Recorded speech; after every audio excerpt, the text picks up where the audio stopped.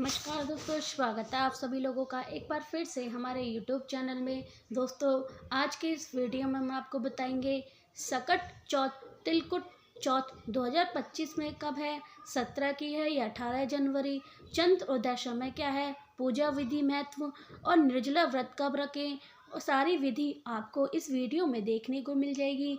जानकारी के लिए वीडियो को पूरा जरूर देखिएगा। श्री शिवाय नमस्तुस्ते। हम सबको पता है कि सकट चौथ और काफ़ी ज़्यादा लोग इसे तिलकुट चौथ के नाम से भी जानते हैं और वो आ गया है, लेकिन काफ़ी ज़्यादा लोग को अभी भी यह डाउट है कि हाँ, जो सकट चौथ का व्रत हमें रखें अपने बच्चों के लिए, अपने परिवार के लिए, वो हमें सही तारीख क्या है, 17 तारीख है या 18 तारीख को निर्जला व्रत रखना है या फिर बिना निर्जला व्रत रखना है। इन सभी की बात इस वीडियो को पूरा जरूर देखिएगा। साथ ही साथ चंद्र देवता के निकलने का समय क्या है यह भी मैं आपको बताऊंगी, तो वीडियो को पूरा जरूर देखिएगा, ठीक है ना। चलिए, सबसे पहले मैं आपको कोई भी चीज़ बताने से पहले एक चीज़ बताती हूँ, वह होता है पंचांग के अनुसार।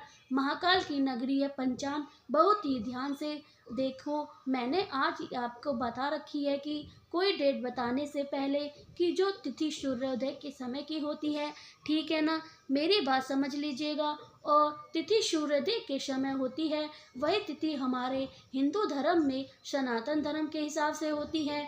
और लेकिन हर एक ऐसे त्योहार में ये चीज़ देखने जाती है जहाँ पर चंद्रदेव की बात आ जाती है।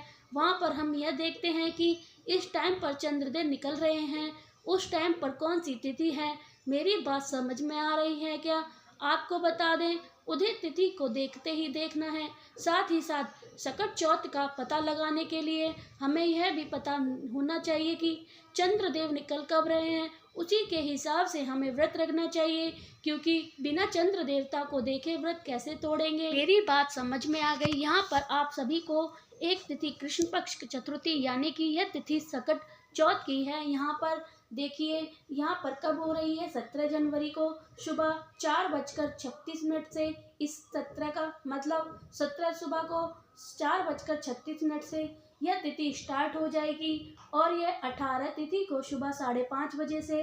इसका मतलब है कि 17 तारीख को उदय तिथि में हमारी सकट चौथ पड़ रही है और चंद्रदेव के जो निकलने का समय होगा रात में, उस टाइम पर 17 तारीख ही सकट को चौथ होगी। इसका मतलब यह है कि बिल्कुल भी अब फाइनल हो गया है, जो सकट चौथ हमें व्रत रखना है, चाहे वह उदय तिथि के हिसाब से देख लो या चंद्रदेव के निकलने की तिथि के हिसाब से देख लो, समय हिसाब देख लो, तिथि हमारी कौन सी है, 17 जनवरी 2025 से यानी कि 18 जनवरी को व्रत नहीं रखना है, यानी कि 17 जनवरी को ही व्रत रखना है और चंद्र देवता के दर्शन करने हैं, ठीक है।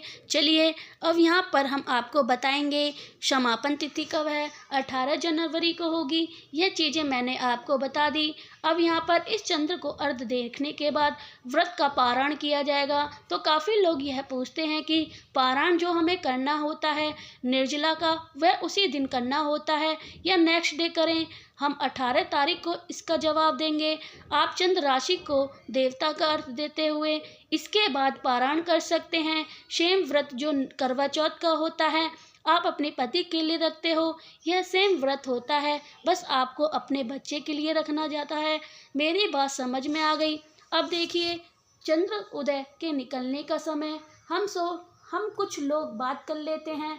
तो चंद्र देवता के जो निकलने का समय होता है वह आपका 9 बजे से लेकर लगभग 8 मिनट के आसपास, जितनी भी सिटी हैं अपने इंडिया में, उन शहरों में 9 बजे के शाम के आसपास में चंद्र देवता निकलने का समय है। 9 बजे से पहले चंद्र देवता का निकलने की तिथि मुहूर्त में बन रही है। तो आप सभी लोगों को चंद्र देवता के दर्शन करके इनके अर्घ देना है। अपने बच्चों की इच्छा उन्नति के लिए प्रार्थना करनी है कि हमारे बच्चे जीवन में तरक्की करें और बहुत आगे बढ़ें।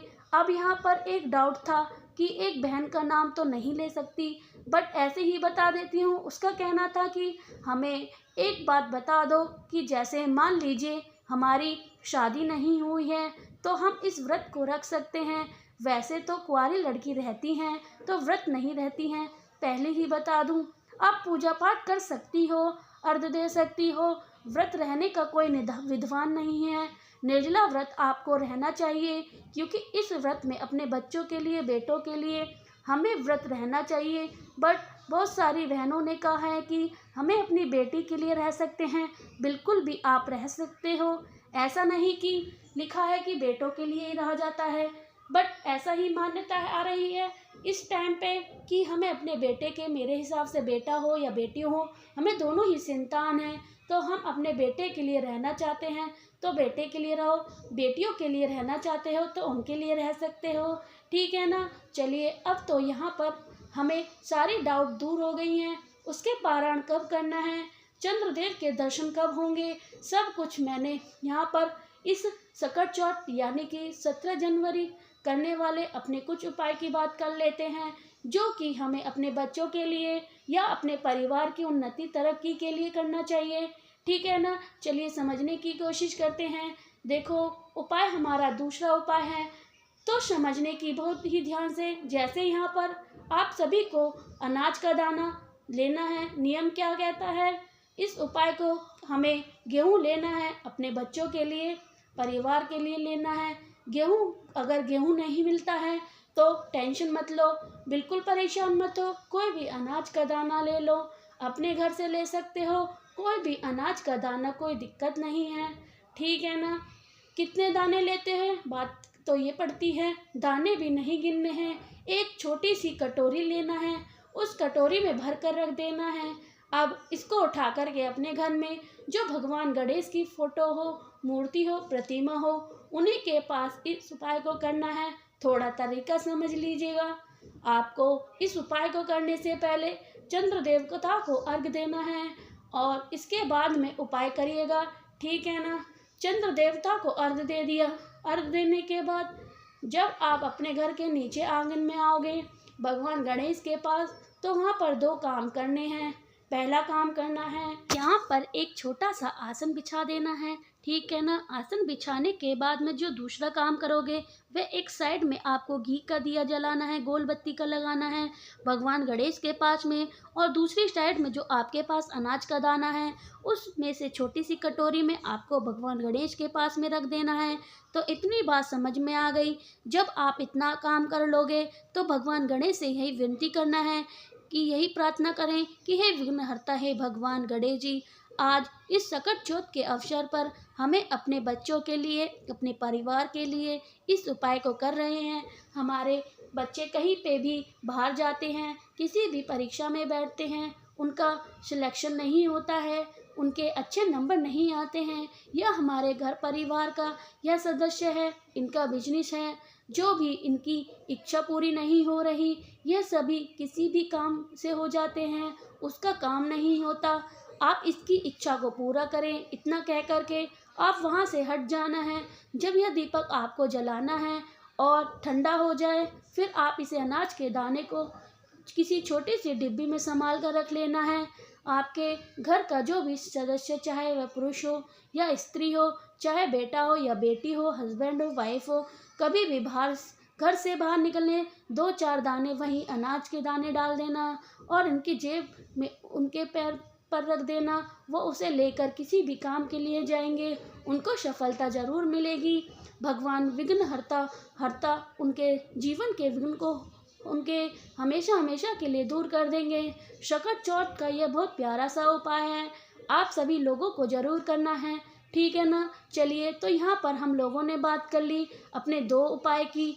आगे बढ़ते हैं। अब इस वीडियो में हम लोग अपने तीसरे उपाय की तरफ, और यह उपाय फ़ायदे होंगे कि हमारे घर में बहुत ज़्यादा नज़र लगते हैं, बहुत ज़्यादा टोने टोटके लगते हैं, पूरी फैमिली, पूरा परिवार इस चीज़ से परेशान है। आखिर इस सभी चीज़ों से हमें कैसे बचना चाहिए? आपको बचने के लिए इस उपाय को करना होगा। इसके लिए हमें 2 चीज़ों की आवश्यकता होगी। वह 2 चीज़ कौन सी हैं? एक तो आपको लेना है समी के पत्ते। मेरी बात को ध्यान से सुनिएगा और समझने की कोशिश करिएगा, ताकि आप कंफ्यूज ना हो। कितने शमी के पत्ते लोगे? मात्र आपको 1 शमी का पत्ता लेना है। अब आपके घर में शमी का पत्ता नहीं मिलता है, तो सकट चौथ के दिन चावल का दाना आपको ले लेना है।